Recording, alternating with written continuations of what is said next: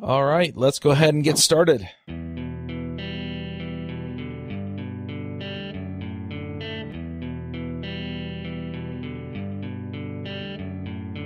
This episode is sponsored by Hired.com. Every week on Hired, they run an auction where over 1,000 tech companies in San Francisco, New York, and LA bid on Ruby developers, providing them with salary and equity up front. The average Ruby developer gets an average of 5 to 15 introductory offers and an average salary offer of $130,000 a year. Users can either accept an offer and go right into interviewing with the company or deny them without any continuing obligations. It's totally free for users, and when you're hired, they give you a $2,000 signing bonus as a thank you for using them. But if you use the Ruby Rogues link, you'll get a $4,000 bonus instead. Finally, if you're not looking for a job but know someone who is, you can refer them to Hired and get a $1,337 bonus if they accept the job. Go sign up at hired.com/RubyRogues. This episode is sponsored by CodeShip. CodeShip is a hosted continuous delivery service focusing on speed, security, and customizability. You can set up continuous integration in a matter of seconds and automatically deploy when your tests have passed. CodeShip supports your GitHub and Bitbucket projects. You can get started with CodeShip's free plan today. Should you decide to go with a premium plan, you can save 20% off any plan for the next 3 months by using the code RubyRogues. Snap is a hosted CI and continuous delivery that is simple and intuitive. Snap's deployment pipelines deliver fast feedback and can push healthy builds to multiple environments automatically or on demand. Snap integrates deeply with GitHub and has great support for different languages, data stores, and testing frameworks. Snap deploys your application to cloud services like Heroku, DigitalOcean, AWS, and many more. Try Snap for free. Sign up at snapci.com/RubyRogues. This episode is sponsored by DigitalOcean. DigitalOcean is the provider I use to host all of my creations. All the shows are hosted there, along with any other projects I come up with. Their user interface is simple and easy to use, their support is excellent, and their VPSs are backed on solid-state drives and are fast and responsive. Check them out at DigitalOcean.com. If you use the code RubyRogues, you'll get a $10 credit. Hey everybody, and welcome to episode 222 of the Ruby Rogues podcast. This week on our panel we have Coraline Ada Emke. Hello. Saranyat Barak. Hey, everybody. I'm Charles Max Wood from DevChat.tv. AngularRemoteConf.com. That's all I have to say. We have a special guest this week. That's Sean Griffin. Hello. Do you want to introduce yourself? Yeah, my name is Sean. I'm a committer on Rails. I'm most known for maintaining Active Record, and I'm a developer at Thoughtbot in Denver. Cool. So does Thoughtbot actually pay you to work on Rails, or is that kind of your own part-time thing? It's been sort of an on and off thing in the past, so I've had a couple of months of full-time, but at the moment, no, it's just sort of a nights and weekends thing. So we getting real close now to having Rails 5 drop, aren't we? Yeah, we don't have a specific date that we're shooting for yet. We've been kind of shooting for August up until now, but it'll probably be early September when the first beta goes out. It's mainly just action cable needs to get figured out. Yeah, I've kind of been eyeing that. It looks really interesting. So, do you want to kind of give us an overview of what's coming in Rails 5? Is it more of the same, or...? Yeah, well, so, I mean, the big headline features are definitely Action Cable and TurboLinks 3. And then we've been doing a lot of work on a lot of just smaller quality of life improvements. So in Active Record, for example, we introduced a new API for typed attributes, which hopefully will make its way up to Active Model as there's time to just work on the implementation for that. You can finally do an OR statement with Active Record Relation, which is the thing that everybody's been asking for 3 years now. And then just tons of small things. So, for example, callbacks. It always used to be you'd have to make sure you returned a truthy value at the end of a before save callback, or it would prevent your record from saving. So we have changed that now to be you throw the symbol abort if you'd like to halt the callback chain. And so there's just lots of little things like that, lots of improvements of stability, improvements in performance. Do you think that Rails 5 will be easier for new developers to adopt than Rails 4 was? Oh, that... Yeah, that can of worms. Let's open that one. Yeah.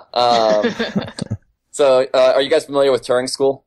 I've heard of it. My wife actually just graduated, and I spend a lot of time mentoring the students over there. And I think one of the biggest problems with Rails right now is that we focus really, really heavily on the experience for an experienced developer typing Rails new, but we ignore the brand new developer typing Rails new and the experienced developer working on a legacy app.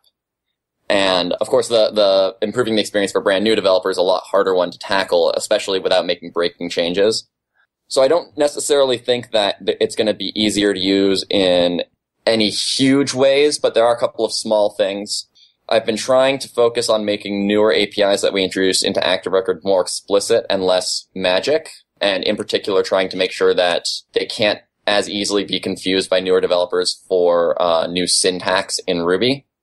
And then one of the other things that we just did was I noticed that a lot of new developers open up config routes, and we have that giant comment which explains everything you can ever do with routes, and that makes the file seem really intimidating, and they tend to be afraid to change it until an instructor says, no, it's okay to change it. So we just deleted that comment with a link to the guides, or replaced it with a link to the guides, rather. I'm interested to hear how you decided to make these decisions, because this is like software development, but it's also kind of product development as well, right? Because they're your users, and you have to figure out, what the problems are, and then you propose a solution, and then you see how they react to it. What was that process like to figure out what changes to make and what to not? In terms of things for newer developers, Correct. I guess it's specifically looking for common patterns in things that are hang-ups for new developers. Is that doing a lot of one-on-one interviews? Is that a survey? Like, how did you even get to the point where you said, I noticed that these are the top 3 issues that new developers deal with? I just spend a lot of time mentoring them. I basically, my regular schedule is on Saturdays. I spend the entire day mentoring somewhere between 5 to 9 of them every week. So I get a lot of exposure to where they're at across that entire program in particular. Are there any things that make you want to pull your hair out in frustration? The usage of the word syntax. Really? I think it's important to understand that Rails doesn't add syntax, and nor do we have the ability to add syntax, right? And it's not, when you're working with Active Record, it's not you need to remember the syntax of Active Record, it's the API. And I think understanding that has many is just a regular Ruby method, which then means that because there's no dot in front of it, it's being called on the implicit self, which means you have to be able to understand what the value of self is on every line. And ultimately, you're not going to go look at how has many is actually implemented, but I do think understanding that it is just a regular Ruby method, you can do regular Ruby stuff there, is key to them understanding what they're trying to accomplish in their usage of Rails versus just trying to write the code that works. You mentioned earlier about adding OR to Active Record, and I have the feeling that's going to be really big for new people too, because otherwise the only way to implement that was to drop down into raw SQL. Right. Now that said, I actually don't think having to drop into raw SQL is necessarily bad, but definitely OR was one of those main pain points where you really wanted the composability of having the left side on its own and having the right side on its own and just being able to compose the two together. And so the API that we landed on does not take a hash or anything like that. It's specifically relation.or other relation. So if you're just trying to kind of inline a couple of wheres and combine them with or, it's going to look really ugly because it would be where.or where other thing. But it will look really nice if you're doing something like recent.or starred, where you're using named scopes on both sides. That makes sense. I have to wonder, though, when you said that you were implementing OR, did anyone propose marriage? Because seriously, I get so tired of, kind of hammering it in myself. Because, seriously, it's such a pain to drop to SQL for something as simple as OR. If I have some funky condition that can only be expressed one way or another, then that's one thing, but OR just seems like it should be there. Yeah. Ultimately, most of the work on that one was done by Matthew Draper, and then I just sort of finished up the implementation after it had been sitting around, and we had come to enough of a consensus to merge it, and I wanted to sneak it in before we started arguing again. Boy, you would make a terrible manager. Matthew Draper was kind of involved. No, he was. I'm just saying. Sorry, yeah, that's a terrible way to phrase it. I know. No, yeah, the credit for it definitely goes to him. I know. I'm just saying, most of the managers that I've had, it was, yeah, Chuck helped. So I really want to dig in because you sent us a couple of links to the APIs for attributes. Yeah. And my first thought, and this goes back to the question that I think Coraline asked initially, was, approachability for new programmers. In this case, though, you said you wanted it to feel less magical, but it also feels more verbose. There's more crap I got to worry about instead of just, being able to lean on the Rails magic and know that it's going to look at the database and do the right thing. Right. Well, so this is one thing that's important about to note about the Attributes API is that it leaning on the database, like that all still is there. And in fact, the key to the way this is all implemented is now, and I call specifically when we look at the database and get all the type information that way, automatic schema inference. And that's now a single 5-line method in a file called model schema. It's called load schema bang. And all it does is grab the columns hash from the connection adapter, loop through it, and call the Attributes API for you. Oh, no, that's slick. Yeah. This is specifically giving you the power to hook into and override something that we're already doing for you, but now it has a concrete representation. Now, the API that's in the docs is slightly different than the one I wanted to ship, and you can still use it the other way. But basically, so in the docs, you pass in a symbol to refer to the type. And if you want to add your own types, you can register that in a global registry. The way I had wanted to ship it was where you always pass a type object. So that means that when you see type string.new, if you want to know the behavior of the string type, you're not going to have to go figure out where this symbol in this context is documented. You have a specific greppable token. You have an object. It has specific methods you can call on it. You can find it that object in the docs, and you can infer a lot of what behavior can be modified by this API based on what methods exist on the only objects that you're passing in. Because it makes a lot of sense. So you can basically set up the attributes calls on just the things that you care about, and it looks like you can just override whatever it pulled in before. So if I call attribute against name, maybe that's not a good example, but phone number, for example, and I want, some kind of typecasting or something on phone number, or I have some other behavior that I need out of it, then it just ignores the old attribute setup and does the new one, the one that I called in. Yeah, and that's exactly what the design is for, is that it is where if you want to use domain objects to represent these, and it is subtly different as well than just overriding a reader or writer. There's a lot of other implicit behavior in our attribute system that can get broken if you don't implement a custom reader or writer a specific way. But the other important thing is now the types on the classes are the universal source of type information. So anything that needs to know about how to do coercions has to go through this. So that means that when you use the attributes API to wrap the phone number column in your phone number object, you're not just getting the ability to use your phone number object when you're reading and writing from your model. You can also pass your phone number object to where. Right. Does the end user have to worry about serialization before the write to the database? No, and in fact, I'm still trying to figure out if you do need specific control over how it goes to SQL or quoting behavior, where that should live. The contract here is that the type needs to know how to convert from the domain object to a reasonable Ruby primitive that the database adapter would reasonably know how to handle. But is that automatic, or is that something that you as a developer have to write? It would just depend on your needs. It would be automatic. I guess it would never really be automatic other than if, for example, the underlying database type is a string type, we'll probably end up calling 2s on your object automatically. But if that's not sufficient, then yeah, that's something you'd have to worry about. I mean, and I don't think that's necessarily a bad thing. A lot of types are just going to have the one generic, handle everything and do this one transition. Like the integer type in Active Record, for example, doesn't have specific control over each direction. I do want to make sure that the hooks are there so that if you do need more control, you're not having to reach into the internals. I think it's a really good thing, and it kind of reminds me of the way schemas work in Mongoid. You can have custom objects as long as they serialize down to something the database can understand. You can define your columns as being an object type that you've created yourself. So I think it's a really great thing. Yeah, and it's definitely not a complete solution for everything database related, but I have been trying to keep the database aspect of it semi-separated from this API in particular, just because I'm intending to move it up to active model.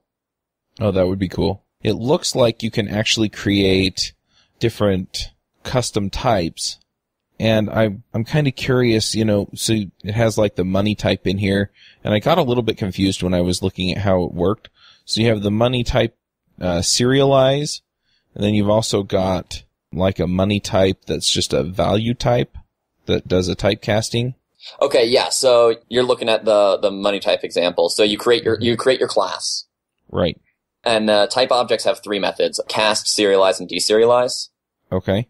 So serialize and deserialize are transitions from database value to Ruby value and back. Mm-hmm. And then cast is from user input to Ruby value. And user input can either be a submission from the form builder, or it can be just an assignment in Ruby land. Okay. So if I want something that casts into, say, an integer, which is what you've got in your example here, mm-hmm. then I just have it inherit from active record type integer and then set up cast so that it returns an integer? Right. Or in this case, we're calling super here and letting the integer type do all of its stuff, and we're just doing things like stripping out the $sign. Right. And then it looks like you've also got another one here that actually inherits from type value.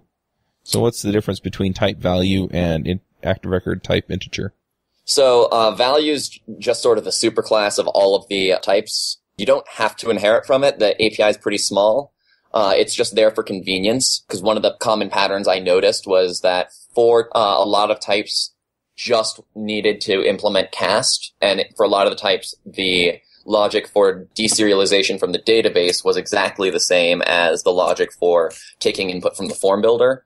So it just does a couple of convenience things like aliasing deserialize to cast by default. Cast is actually implemented as calling a method called cast value, which is not part of this object's public API, but what you can do is if you just don't want to handle nil, you can inherit from type value and define cast value, and then it'll just filter out nil for you, so that way you don't have to have the return if value at nil at the top of every type ever. It's just a superclass that adds a couple of convenience methods. Ah, gotcha. It used to be called type identity in an earlier version of this API, because if you were to actually pass this as a type object to the attributes API, it would just always be the identity type, so it would always return whatever was given to it.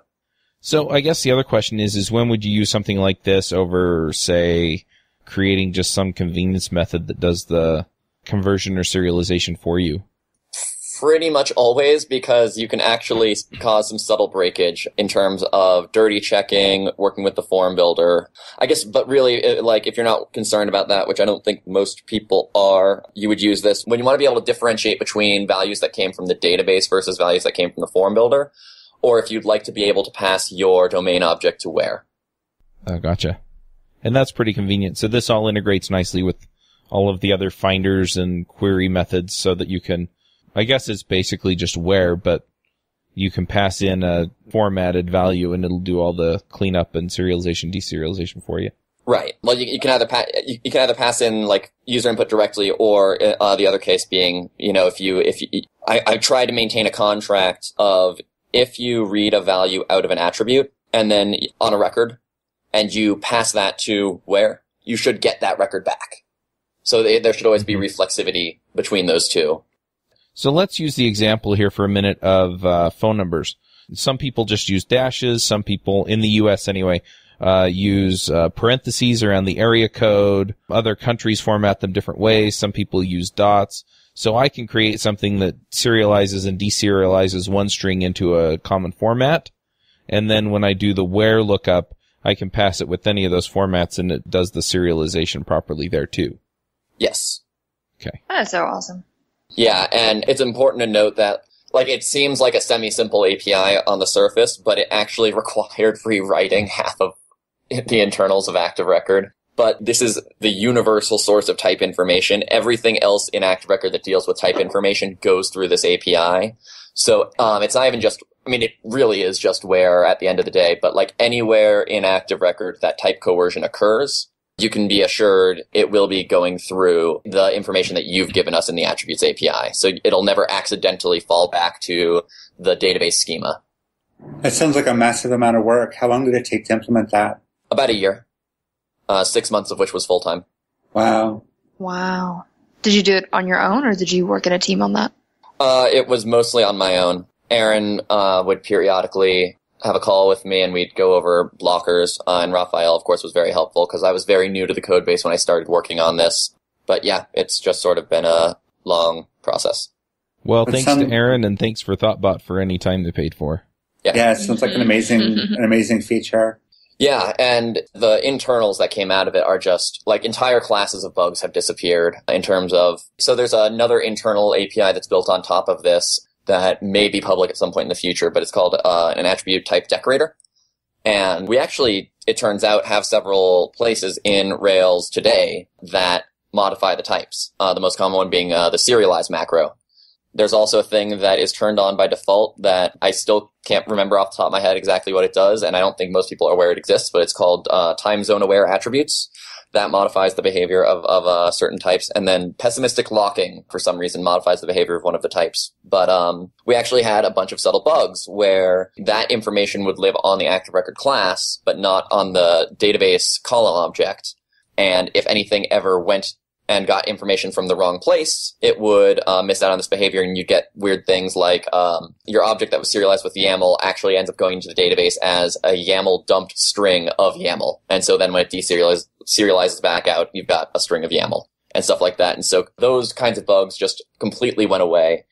And then a lot of the more subtle errors that we had in certain types also, it's not that they are impossible to write now, but they're much less likely to occur when we now have this one object whose only responsibility is to deal with this specific data type, and that's all it deals with. And so the errors in that behavior become much more obvious. I'm really curious about the process behind a feature like that. I mean, do you go to someone and sort of propose, this is what I want to do, or do you spend that year and hope that it gets merged? Definitely propose it first. Yeah, so if anybody else has a feature that they would like to spend time working on, but they're not sure if it would be accepted, the Rails core mailing list is the place to propose it. In my case, Aaron had come to Denver to speak at a local meetup, and we went to a bar afterwards, and I got really drunk and shouted about how this should be in Rails. And then he said, okay, go do it. The transcription, of course, lives on the Rails core mailing list. Yes. Yeah. So that's the secret. Good to know. Yes, the secret is get drunk and yell at Aaron. Yep, I like it. And we have policies which are, like, they're documented, but they're in this giant contributing guide that nobody actually reads the whole thing, and so this tends to get missed a lot. So our policy is that the issues tracker is only for specifically bugs. So feature requests go to the Rails core mailing list. If you would like feedback on an idea before trying to implement it, that's the Rails core mailing list. And then if people need help with something, the Rails talk mailing list or Stack Overflow are the right places. But we have like a specific hierarchy. Very interesting. I got a couple more questions just looking at the API here, and these may have been in Rails 4 and I just didn't see them. The first one is, I see eager load, includes, and preload. What is the difference between those? Those are in Rails 4. So includes is specifically saying that you are joining onto this table and you'd also like to eager load it. And I don't remember what the difference for eager load and preload are, to be perfectly honest. I know that they get referenced differently by our join dependency class, but I honestly couldn't tell you when to use eager load. I just always use includes. Yeah, I usually do too. I was just wondering if there was an advantage to using the others. Yeah, I remember doing having to use include for the first time a while ago, and there's a good blog post that talks about the difference between includes, preload, and eager load. So I'll put that in the show notes, and that'll help people out. Cool. Is that going to lead to less monkey patching? The attributes API? No, I'm sorry, the preloading. Oh, yeah, I'm not sure. Like I said, none of these are all in Rails 4. I'm sorry, I think I'm confused. I was talking about the model prepend, which I guess is a different topic. Oh, yes. Go for it. Model prepend. I don't even know what that is. It's a new feature in Ruby 2.2. Oh, okay. And Rails 5 is going to support 2.2 and up only. Yeah, And we do reject any changes that are just specifically like, this code can be written a little bit better because we're on Ruby 2.2, but as we are already modifying code, or if there's performance benefits, we've been taking advantage of a lot of benefits. The main reason for us targeting 2.2 only is symbol garbage collection. Oh, that's interesting. So it's a performance choice? Well, it's always been a security problem for Rails. If if we use symbols anywhere internally, it could potentially cause a DOS vulnerability. And now that's no longer a concern. Gotcha. Yeah, and I knew about the Ruby prepend, but I never really considered how it would apply to models. That's kind of an interesting avenue to explore.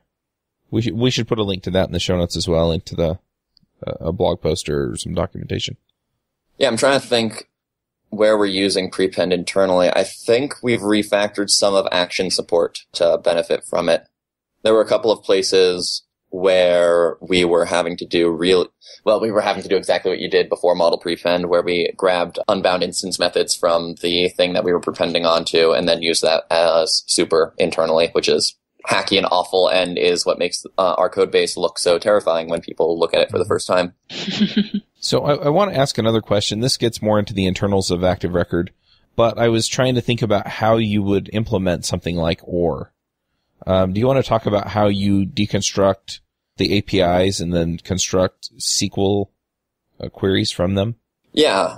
So OR is pretty straightforward, actually. So one of the big concerns with OR as well is that it's actually a very ambiguous method, because OR doesn't only exist in where clauses, it can also exist in having clauses. And several people actually think that just the method relation.or implies a union, a SQL union, and not a SQL ORs clause. So the first thing that we do is we compare the two relations to make sure that they are structurally compatible, which just means that the only place they differ is in either the where clause or the having clause. And internally now there is a single class called where clause, which actually having clause is just an instance of where clause as well, because they follow the same semantics in terms of SQL. And then we walk the AST that we've got for the AREL AST that we've got for the existing where clause, look for any branches of that tree that are identical, so that we can dedupe them. And then at that point, it's just you group up what's left on the left side and on the right side, put parentheses around it, stick an OR statement in the middle. Gotcha. So it just pulls it apart, builds an AST, and then puts it back together? Yes. And so inserting an OR is just a matter of adding another node type in your AST. Well, and AREL already has an OR node, because AREL has a more or less complete AST representation of SQL. And just to back up, I know we have some newer listeners, and AST is an abstract syntax tree. Yes. And basically the way that it works is if you look at a query statement like post where ID is 1, .or post where ID equals 2, what it does is it creates a tree. So at the top of that's going to be the OR, and then underneath it, it'll have like an equals, and then it'll have an ID on one side and a 2 on the other. And this is just an example. I don't know how AREL puts it together. But anyway, it's a way of representing complex sets of logic so that you can then put it back together in a different way. And in this case, what it does is it creates SQL, which is the language that's spoken by the database. Yes. Yeah, and the reason that we specifically need to use an AST in our case is because we want to have our code written in a generic way, but we might need to actually produce very different SQL depending on if it were going for MySQL, PostgreSQL, or SQLite3. Oh, that makes sense. And I'd also just like to mention, since we're talking about AREL, AREL is a private internal thing, and it breaks a lot between versions without deprecation. Please don't use it. Gotcha. I'm also wondering, looking at this API document, what are bound attributes, or what does the bound attributes method do? Is that listed in the public API? It is. That should not be. There was a thing called bind values on relation, and it was bad for a lot of reasons, and this is a thing that internally represents it differently. I named it differently because I used to have one implemented in terms of the other, so that I didn't have to, in one commit, go change everything in Active Record to use this new structure. But basically, internally, it represents whenever you see a query that has a placeholder.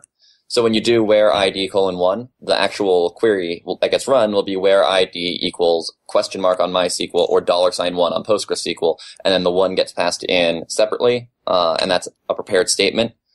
And there's a lot of benefits to using those, the biggest one being that the database doesn't need to rebuild the query plan over and over again. And then we're able to also do caching on construction of the SQL query on our side. But ultimately, then we need to separate out, because now in our AST that represents the query, what we actually have is a placeholder for the value, and we still need to pass the value separately. And so this is the thing that, this is where the actual values get held onto so they can get sent to the database later. And it's called bound attributes because it uses an attribute object internally, which is it's the same object that we use to represent an attribute on your active record model, or more generically, anything that has a name, a type, and a value that needs to get cast by that type. I'm wondering, how often do you come up with an idea or something you want to build and add to Rails, and then you try it out and it either ends up not working for whatever reason or just being a really bad idea? Like 70% of the time. Really? Yes. Wow, that's a pretty high percentage. Why do you think that is? A lot of the reasons when I try and do something and it doesn't quite work, it's not necessarily because it's a bad idea, it's just because the code base isn't going to do it. So, like, for example, one of the things that I probably tried 20 some odd times to do before it was actually feasible was getting the attributes API implemented in that way where the automatic schema inference just calls into it. And a lot of it's just because, like, there's a lot more refactoring that needs to get done before I can structure the code base a certain way. And I don't like introducing code into the code base that I'm not proud of or wouldn't want to maintain. So if it ever just doesn't go the way I would like it to, I scrap it. At what point do you decide not to continue with the feature? Is there like a magic number of times tried before you let it go? I don't think that I have a concrete, like, here's when I just abandon it and don't ever come back to it. It's always just really a gut feeling as to whether it'll work or not work. So you get to a certain threshold of pain or of inconvenience or of, gee, this is really ugly. Yeah, and I guess, but that's the thing, right? Like, because the attributes API spent over the course of a year, dozens of times trying, like, are we ready yet? Are we ready yet? And stuck with it. And then there have been other times where there was an API that I've been looking at. I still do want to support this general concept, but the specific API I had in mind for how to deal with composing attributes together, I abandoned that after about a month. So yeah, it really is just gut instinct, I think. Going about developing Rails, I guess, is more or less how normal developers go about developing normal things, because we are ultimately just a bunch of normal developers, and Rails is ultimately just a really large legacy code base. Speaking of legacy code bases, you said at the beginning that there were two primary audiences, if I understood you correctly, brand new developers and then developers who are experienced who are working on legacy code bases. And you mentioned making things easier for the latter population. How does Rails 5 address the issue of legacy code? So it's not so much about addressing the issue of legacy code. It's mainly about making sure that we provide the level of control that a larger or older app tends to need. So my rough litmus test for this is if there's a person with some sort of app and they are a reasonable developer who makes reasonable design choices, and they're still having to monkey patch or reach into internals to accomplish whatever they need to get done for their business, I feel that is a bug and that we are missing some hook for them. Did you guys watch Yehuda's keynote at RailsConf 2 years ago? No. One of the things he talked about was building upon shared abstractions and how ultimately we're like, software is kind of like this skyscraper and we're on the 200th floor.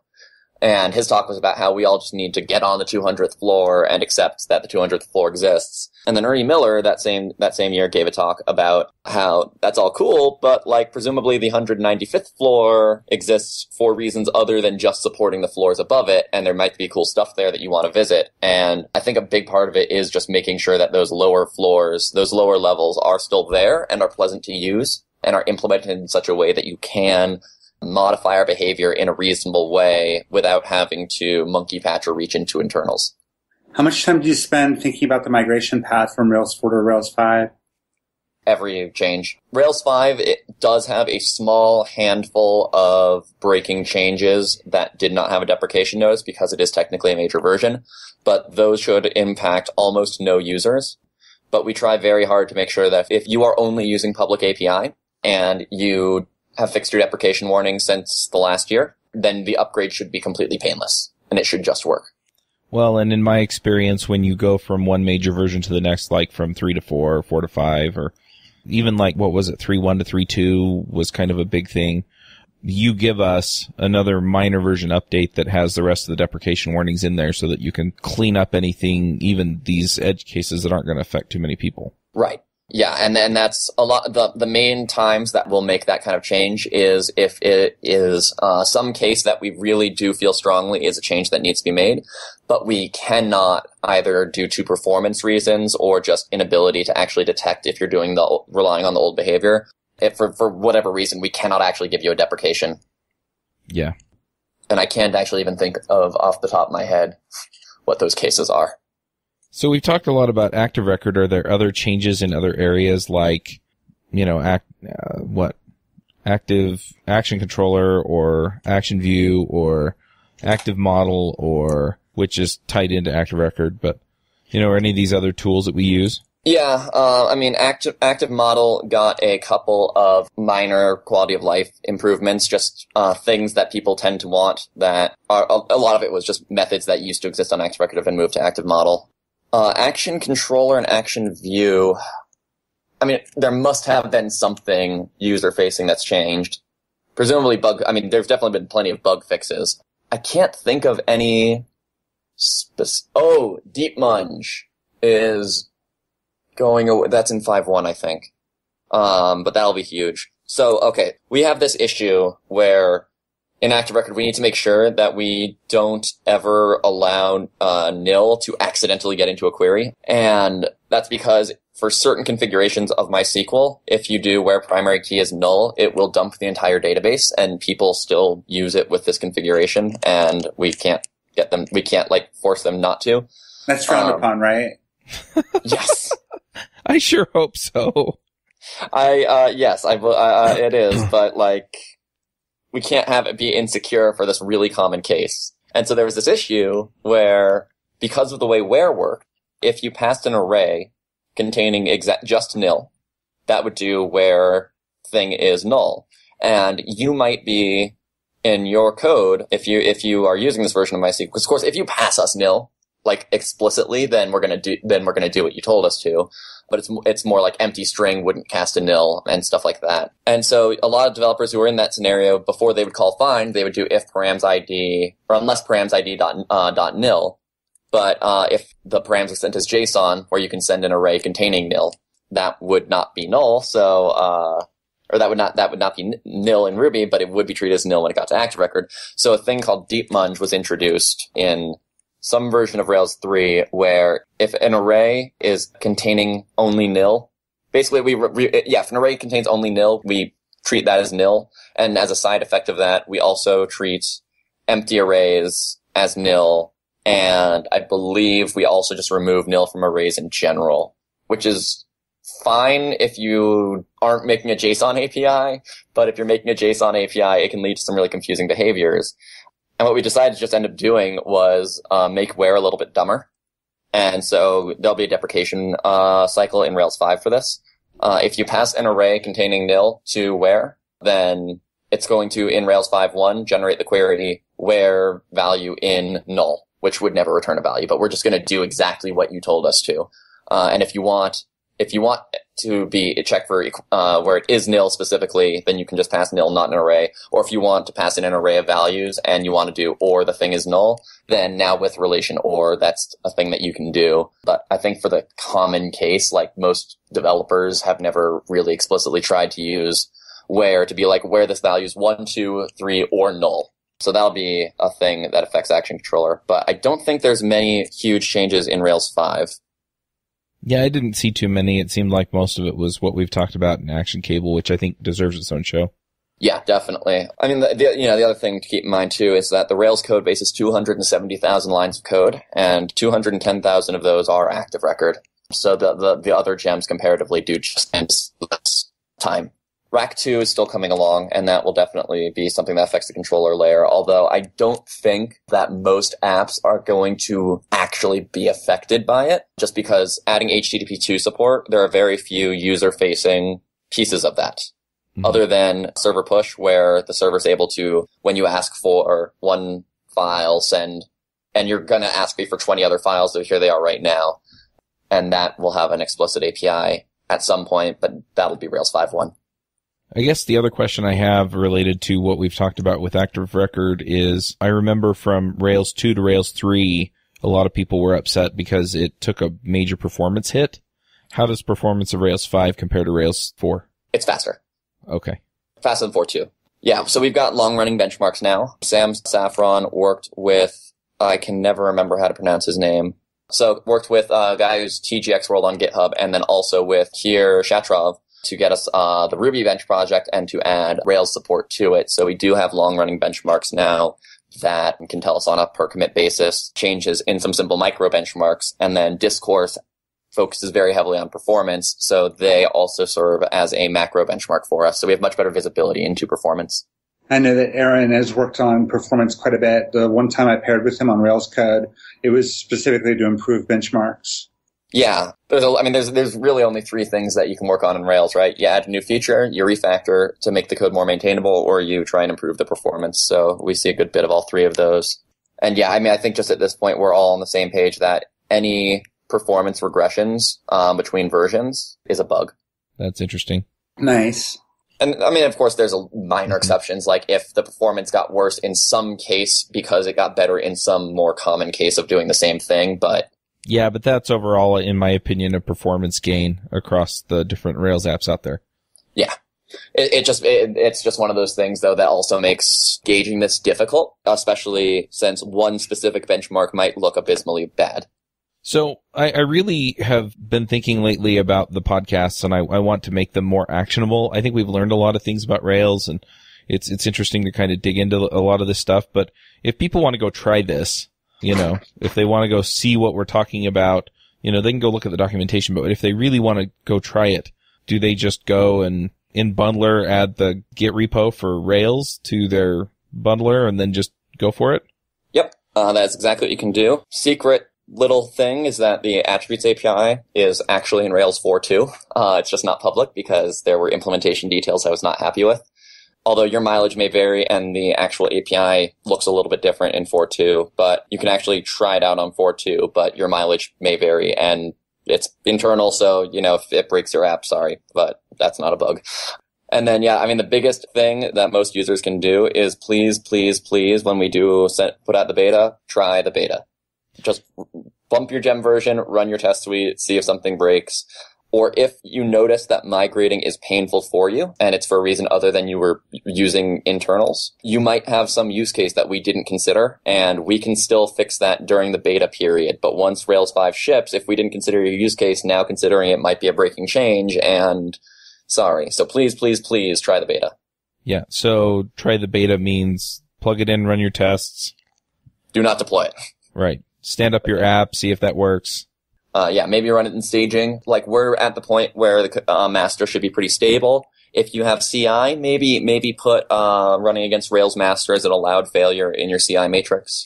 I guess the other question I have is, are there things that people are likely to run into with the current code base, or certain areas that are maybe less baked than others that are more prone to have bugs in them? Action cable, but that's just because it's new and doesn't have a lot of tests at the moment, but hopefully it will be stable in Rails 5. But yeah, that will most likely be the most unstable part of the code base for the time being. You have no idea the restraint I'm showing right now to not respond to that testing comment? Which one? That it doesn't have a lot of tasks around it. Yeah. Anyway. Yes. I think we are on the same page on that one. I was holding my tongue trying to goad somebody into saying something, so. It worked.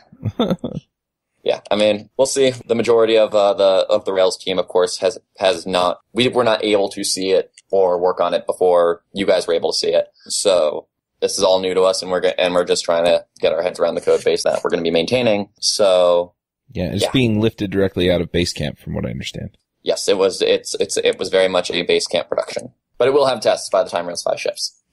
That much is certain. Okay.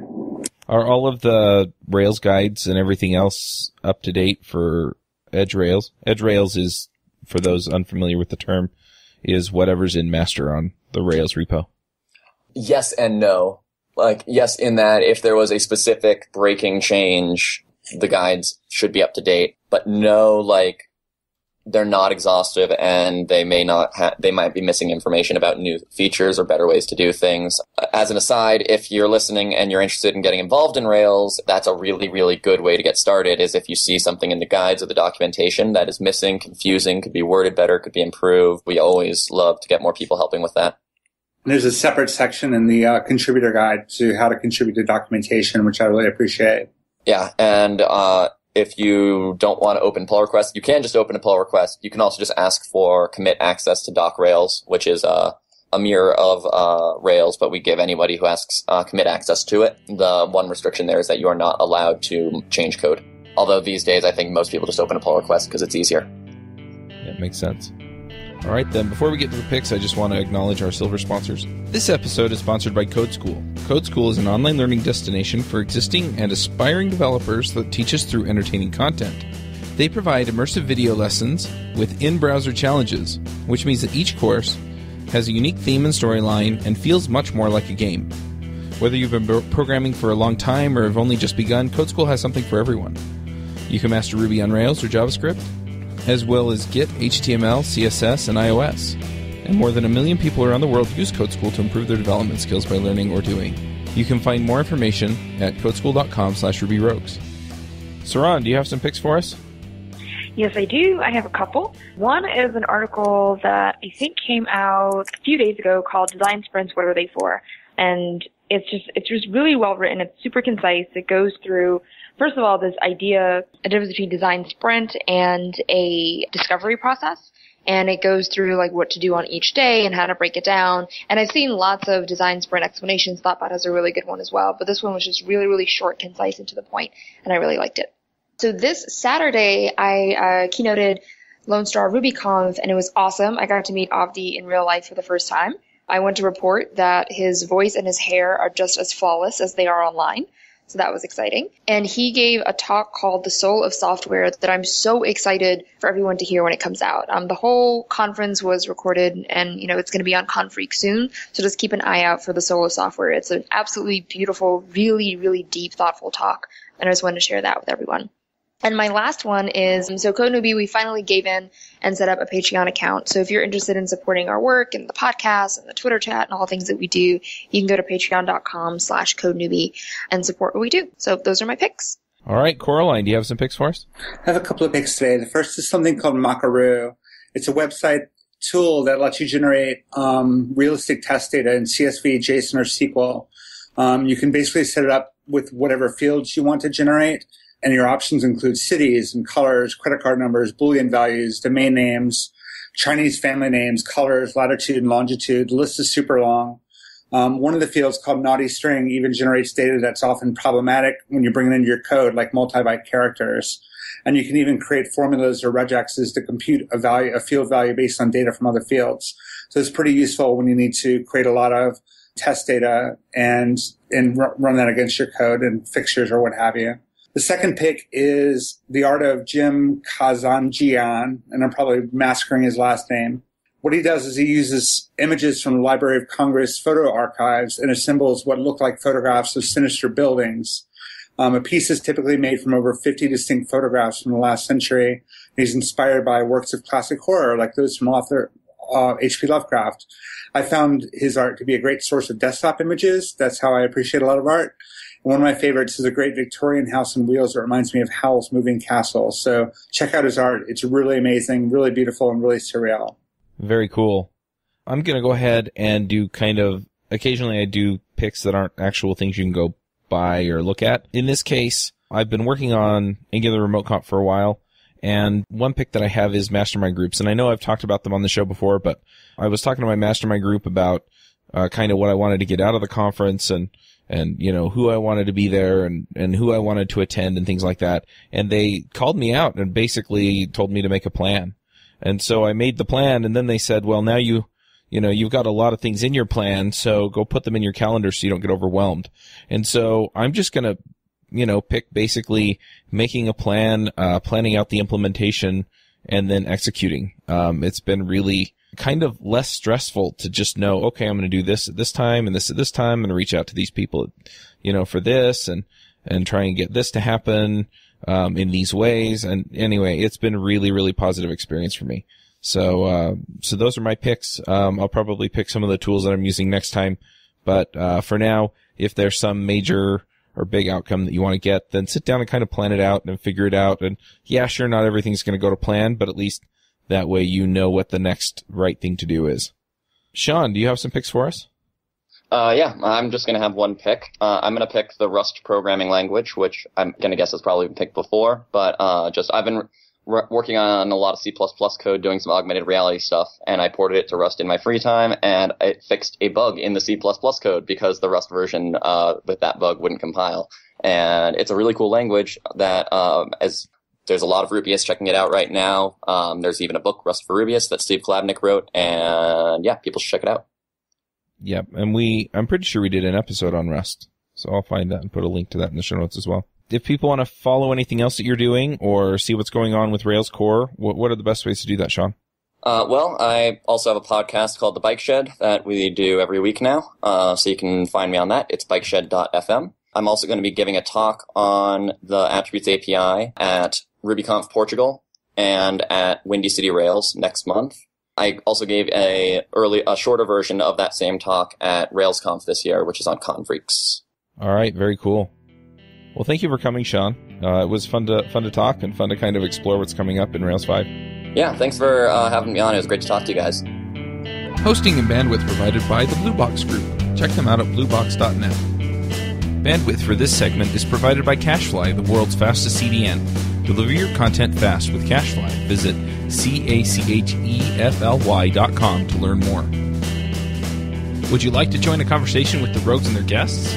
Want to support the show? We have a forum that allows you to join the conversation and support the show at the same time. You can sign up at rubyrogues.com/parlor.